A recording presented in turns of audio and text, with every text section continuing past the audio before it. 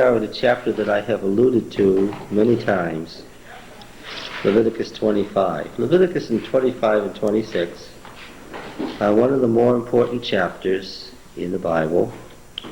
I like to remember things by chapters, and I like people to remember things by chapters. If you can remember what chapter it's in, you can remember the verses. You'll find it. I know that the covenant with Abraham is described in Genesis 12, 15, and 17. I know that because I memorized chapters. Okay. I know that Exodus 20 and 34 contain two statements of the Ten Commandments. In general, I know that Leviticus 1 to 9 contains the outlines of the major sacrifices, and chapter 10 is the destruction of Nadab and Abihu, and 11 to 15 is the manual of purification, and 16 finishes that up with the purification of the sanctuary on the Day of Atonement. And what is 17 to 26? The Holiness Code, yes. Now what's interesting about this Holiness Code, nearly all scholars include chapters 25 and 26 in the Holiness Code, and indeed, as the book now stands, it is the conclusion of that code. Without 25 and 26, you don't have any end to it. Nevertheless, 25 and 26 are a literary unit unto themselves. Okay? They originally stood alone. All right? Now I want to say something about the Holiness Code. I am Yahweh your God. 50 times in the Holiness Code as a conclusion to laws not found elsewhere. It's found in the Holiness Code, not elsewhere, not even elsewhere in Leviticus. I am Yahweh who sanctifies you, or I am Yahweh who sanctifies them, 7 times. Not found elsewhere in Leviticus. Found twice in Ezekiel and once in Exodus. In a verse in Exodus where it looks like it was edited. Not original to Exodus, apparently. Twice in Ezekiel. Nowhere else but in the Holiness Code. Not elsewhere in Leviticus. This word translated neighbor. You shall love your neighbor as yourself, meaning another Israelite. 11 times in the Holiness Code, not elsewhere in Leviticus and not elsewhere in the Old Testament, but once in a gloss, probably from a priest. Okay? It's found nowhere else in the Bible, used in this way. It's not found elsewhere in Leviticus. It's one of the ways that we know that the Holiness Code is a literary unit unto itself. It's unlike the rest of Leviticus. My Sabbaths. Of all the times that Sabbaths are mentioned, only my Sabbaths in the Holiness Code 3 times. Interestingly. Found 10 times in Ezekiel. Nowhere else. Now why again the close affinities between the Holiness Code and the book of Ezekiel? Ezekiel was strongly priestly literature. Yes. Yes. Things of nothing, meaning idols. A phrase found throughout the book of Isaiah, found in the Holiness Code and nowhere else in the Bible. How about this one? His blood shall be upon him, their blood shall be upon them. 6 times. Found in Ezekiel only as a quote of the laws in the Holiness Code. Nowhere else in the Pentateuch, certainly nowhere else in Leviticus itself. Alright, so what can we say about the Holiness Code? That it's more like itself than anything else in the Bible. That is to say, it's a literary unit. The Holiness Code is more like itself than the rest of Leviticus. It uses a bunch of phrases, it has a bunch of meanings for technical terms that are not found elsewhere in Leviticus and aren't found elsewhere in the Bible except, with possible editing, except in the book of Ezekiel. Okay? It is a literary unit. Okay? 17 to 26 is a literary unit. However, when we come to this opening passage in 25, although chapters 25 and 26 now stand as the conclusion to the code, they weren't that originally. Originally, they were a piece in and of themselves. Now, can you tell me in the Holiness Code which chapter formed the original core? Who was awake enough to catch that? Of these chapters, which chapter was the original core? The original code around which the whole thing grew up? If you get this, you get a gold star on your forehead. Chapter 19, that's exactly right. That's it. That was the original code right there. The original Decalogue around which the rest of the laws were expansions. That's right. Now, what was the setting of the code as it now stands? We have to go back to 17 and begin at verse 1 and read it again. It says, Yahweh said to Moses, say to Aaron and his sons and to all the people of Israel, this is the thing which the Lord has commanded, if any man of the house of Israel goes to the law of blood. So what was the original setting of the code? It was Yahweh speaking to whom? To Moses.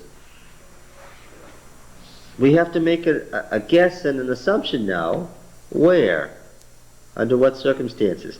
As the book of Leviticus now flows, where is this speaking going on?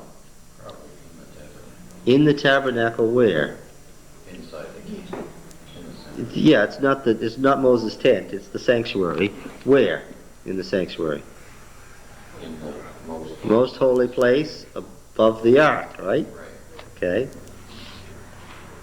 As the book is now constructed, when the glory of Yahweh descended from the mountain and it went into the sanctuary, then Moses' special office as covenant mediator ceased. Do you remember that? That special office by which Moses was designated in Exodus ceased. And Moses was demoted from covenant mediator to what?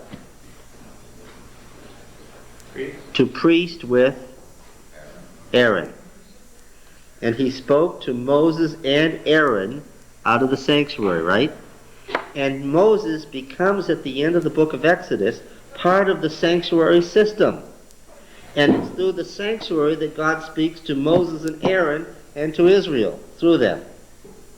And they are pictured as together. Moses isn't special. Of course, you would expect that in Levitical literature, because when we say Levitical literature here, which priestly family is really represented? The Aaronite priesthood, yes. That is what makes, and all the way through, it's the Lord speaking to Moses in the context of the narrative out of the most holy place of the sanctuary as the priestly mediator. That's what makes chapter 25 and 26 so noticeable. How does it begin? Oh yes, it's so dramatic. You're shocked when you read it. Yahweh said to Moses on Mount Sinai, say to the people of Israel. This is an old literary unit that goes back to the days when Moses is what? The covenant mediator, and the Lord is speaking to him where? On Sinai. And what's Aaron's role in all this? Yes. Remember, we saw this in Exodus 32. This is that sequence where Moses is all and Aaron is the one who's in trouble. Right? That's very interesting. There's the introduction. Is there a conclusion to match this introduction about on Mount Sinai?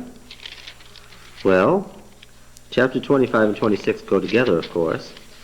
But what do we have at the end of chapter 26?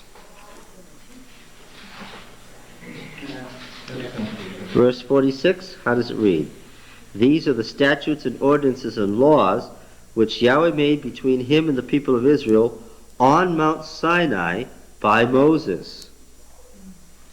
This introduction and conclusion doesn't fit well with the Holiness Code, does it? It comes at the wrong time and place. Okay? The thing is, where was that transfer made again? Where Moses was demoted to co-priest, and where all the revelation came through the sanctuary. Where did that happen? No, that hasn't even happened yet. At the dedication of the sanctuary. Where is that? Literally. Where is that? Just about the end of Exodus. Yes, the end of Exodus. It's not even in Leviticus. Yeah, 40:34. Isn't that covered? Yes. Here's the demotion of Moses. After all about Moses seeing God's glory, seeing him face to face, we have 40:34. Then the cloud covered the tent of meeting, and the glory of Yahweh filled the tabernacle. It comes down from Mount Sinai. There's no more covenant mediator. It enters the sanctuary, and Moses was not able to enter the tent of meeting because the cloud abode upon it, and the glory of Yahweh filled the tabernacle. This is quite a shift from Moses, who was up there 40 days and 40 nights and saw the glory of God, and no man was able to approach Moses, and they had to put a veil over his face, so forth. Here we have where Moses becomes part of the sanctuary system. Moses is absorbed into the sanctuary system, into the cult, and he's not treated as separate or special after that. Is that the actual fact way it happened, or is this the way it's come down after the Levitical famine? Did Moses get demoted at that point to the point of not being able to? Yes. Except for Leviticus 25 and 26. 27 ends the same way. Oh, that's for a different reason, though. Why does 27 end the same way?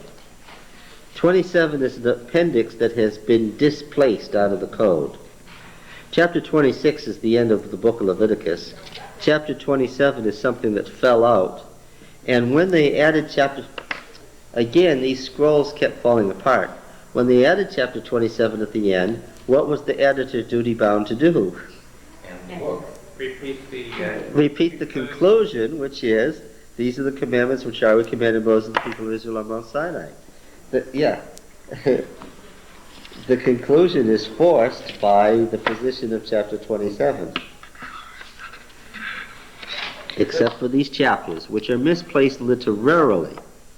And now I'm talking about the difference between the literary construction as we now have it, and what the evidence suggests is that Moses becomes part of the cult when?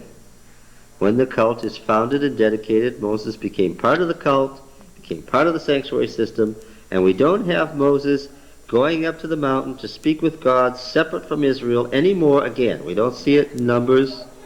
We don't see it in Deuteronomy. It ends with the founding of the sanctuary. These chapters stand out of place in that structure. It is because Moses really was a go-between, and so to build a sanctuary was to bring God so that God could dwell among them. That's right. Until the sanctuary, God isn't with them because there's no way for the holy God to be among them without destroying them. That's the theology of the sanctuary. But as so somebody from Israel, to wit Moses, representing Israel, has to go up and talk to God. With the founding of the sanctuary, the idea is that became unnecessary. Therefore, that special office and function ceases, and Moses becomes part of the sanctuary system. That doesn't make sense, though. What? Because Moses' tent of meeting outside the camp continues right through the Exodus. Yes, but Moses' tent of meeting is a different tradition with a different theology that isn't addressed in Exodus and Leviticus as it now stands. I understand, but he continues to meet with the Lord face to face throughout the 40 years. Yes, according to that tent of meeting story that we're going to find again in Numbers, the tent of meeting that Moses had outside the camp because God didn't want to come into the camp lest he destroy them, continued.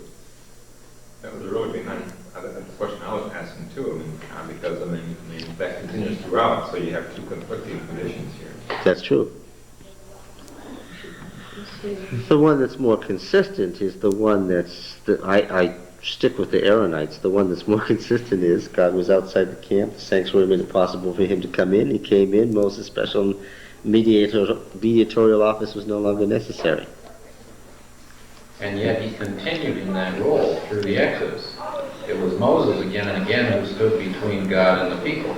Yeah, in the stories in Numbers, where there's a tent of meeting that Moses goes out. The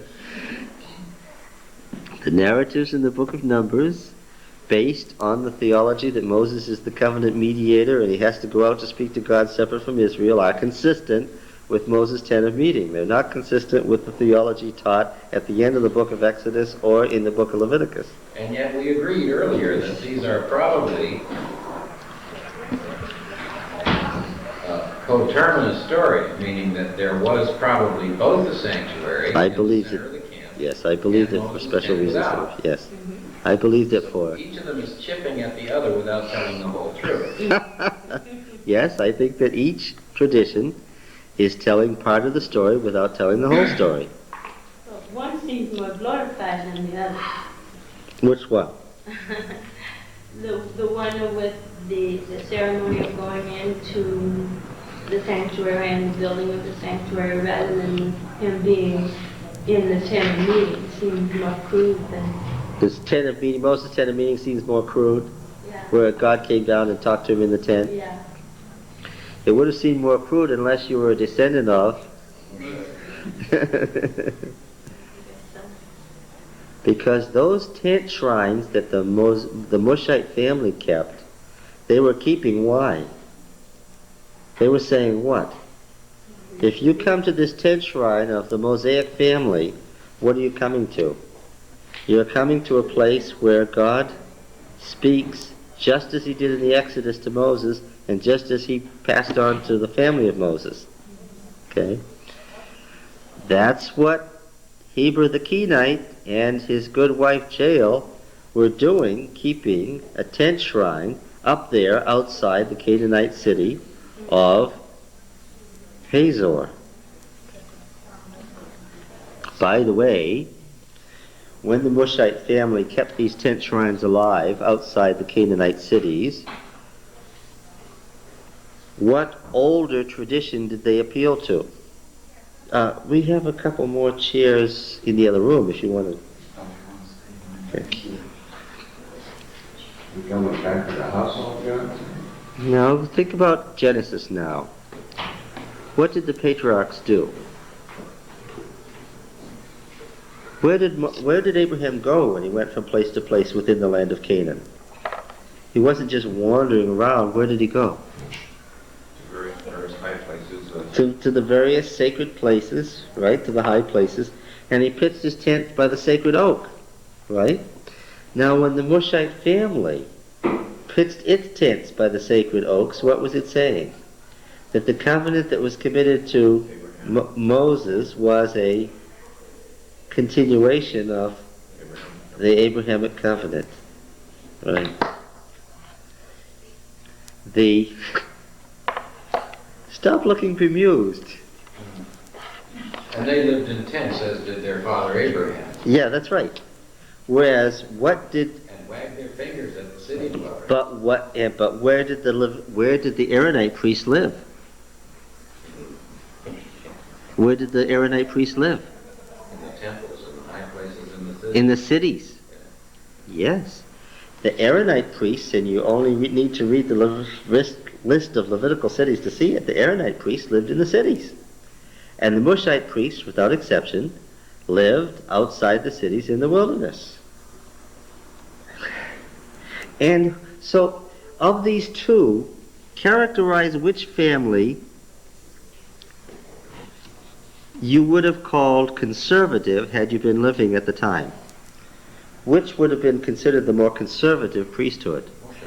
The Moshites, of course, because they followed the tradition of living in the tents outside the cities, going all the way back to Abraham, an older tradition, whereas the Levitical priests were building temples, which was a distinctly Canaanite idea. You can see why so many conservatives did not like the idea of David building a temple, and indeed did not like the idea of Solomon building a temple, because what? Thoroughly Canaanite idea. It didn't help any that the temple was patterned after Canaanite temples and had lots of Canaanite features. That didn't help any either. I thought this plan was inspired. Yes. The Bible is, yes, the Word of God. It's the mingling of the divine and the human. God isn't represented as an author. That God speaks in the language of men. That God speaks of the time and the place and the background of the men involved. I'm quoting Mrs. White now.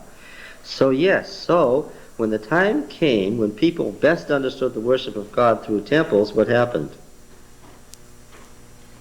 He ordered a temple. But inevitably, while the great majority of the people responded to that best, there's always a certain number of people called conservatives who what? Who found that distinctly inappropriate. Go back to your roots. Yes. Now, how did we get into this? We got into this because Leviticus 25 and 26 are a piece of temple liturgy made for covenant renewal ceremonies that goes back to the time of Moses on Mount Sinai. Okay? That has been taken out of its original context. If you ask me where in Exodus and Leviticus was its original context, I'd have to say what? I don't know. I don't know. Neither does any other scholar. There's many different proposals as there are scholars, which tells you we don't know. All right?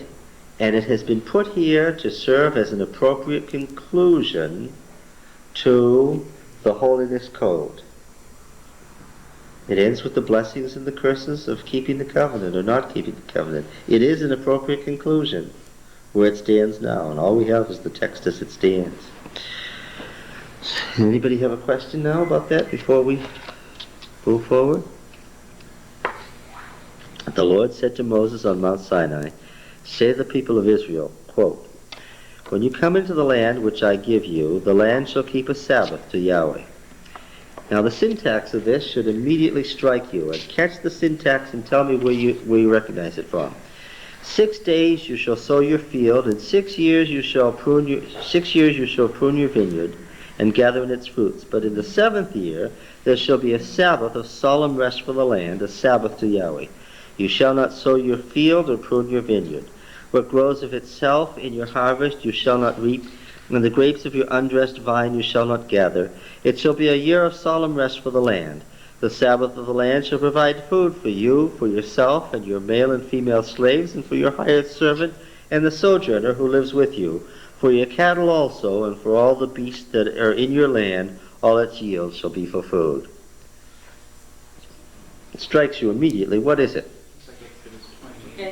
It's the structure of the elaboration of the fourth commandment as it's found in the Decalogue, as we now have it in Exodus 20. 6 days you shall do this and this and this, but in the 7th day you keep a Sabbath and you don't do this and this and this. You or da-da-da-da-da-da-da. It's exactly the same structure. And you see the obvious relationship between the Sabbath commandment as elaborated in the Decalogue. Hey, future time, is it in front of you or behind you? Behind me. Future time. Behind me, because I've seen it. Yes, now you're thinking biblically. And in modern Western thought, what is it? The future lies in front of us, right? And what is past is what?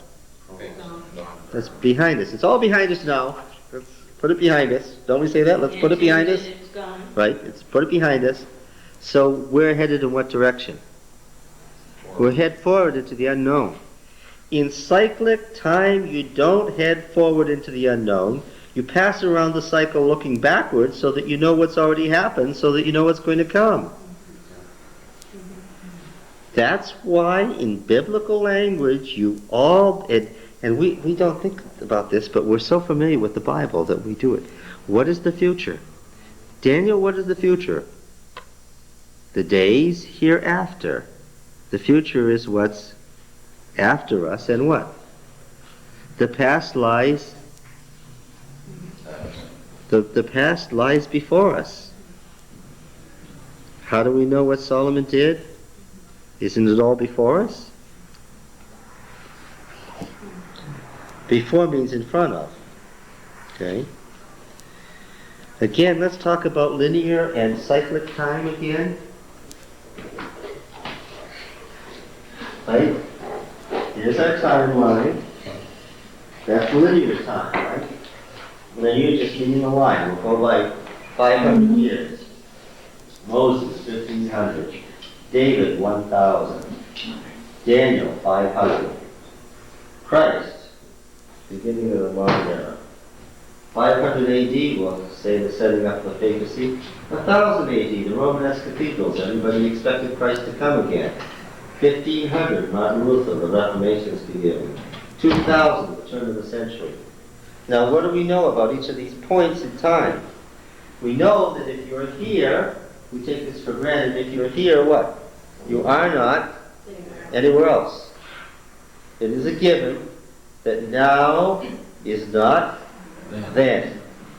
Here is not there. That's a given. That's a presumption. I'm not sure that modern physics would necessarily say that was true. Right? Right. All right. Now is not then. Here is not there.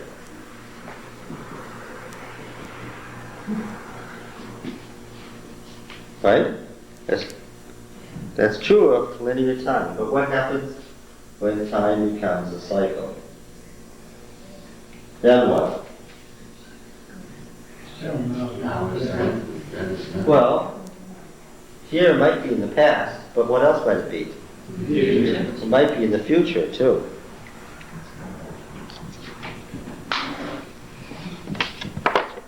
Why did the Old Testament have a much more pronounced emphasis on cyclic time than linear time? Because their history was their future. But why did they think that way? Because of history. Just because of the cycles of nature. Well, initially because of the cycles of nature. What cycles might you suggest? What are some cycles? Seed time and harvest. Okay. The agrarian cycle is what you just said.